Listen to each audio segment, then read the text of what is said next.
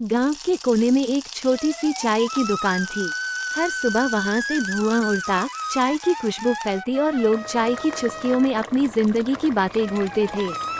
इस दुकान का मालिक था एक सीधा सादा मेहनती युवक, राजू। उम्र कोई 22 साल, लेकिन आंखों में सपना बड़ा आदमी बनना है।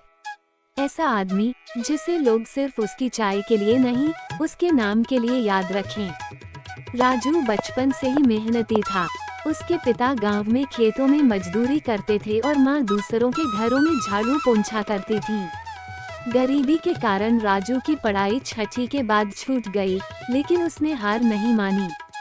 घर चलाने के लिए उसने चाय की एक छोटी सी दुकान खोल ली अपने घर के सामने ही।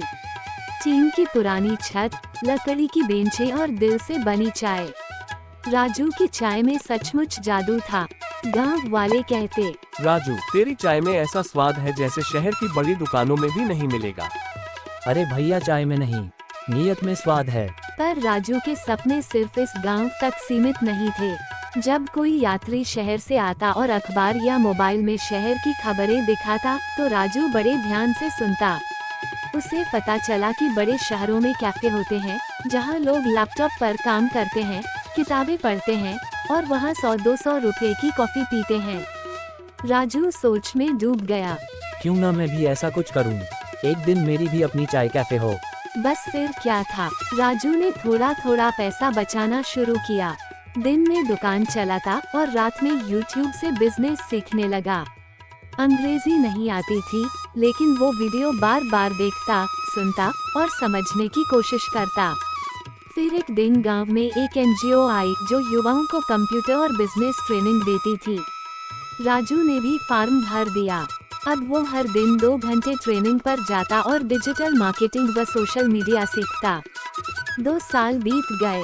राजू ने अपनी पुरानी दुकान को नया रूप दे दिया। लकड़ी की जगह टेबल कुर्सियां, दीवारों पर सुंदर चित्र और एक प्यारा सा मेनू कार्ड। राजू ने गांव के युवाओं के लिए मुफ्त वाईफाई भी लगवाया। अब स्टूडेंट्स वहां पढ़ते, गपशप करते और चाय पीते। राजू का नाम आसपास के गांवों तक फैलने लगा। फिर गांव में एक बड़ा मेला लगा। राजू ने वहां अपनी मोबाइल चाय वैन लगाई, जिसमें 5 नए स्वाद की चाय मिलती थी। तुलसी, अदरक, इलायची, मसाला, ग्रीन टी और गुलाब चाय।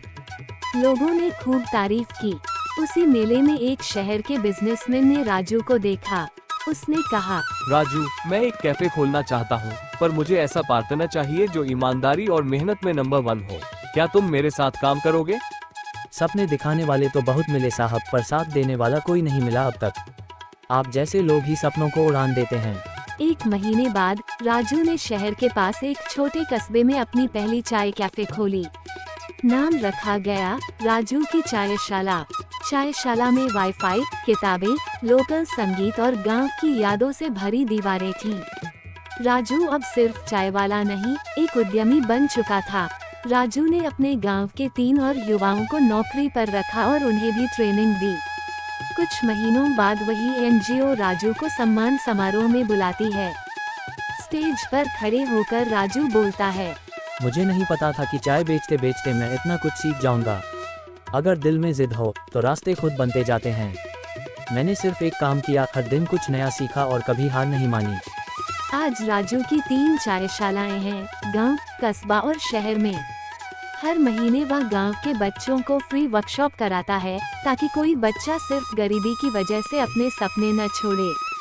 ऐसी ही और कहानियाँ देखने के लिए हमारे चैनल विकी वर्ल्ड टीवी को सब्सक्राइब करें और सबसे पहले हमारी वीडियो देखने के लिए बेल आइकन जरूर दबाएं।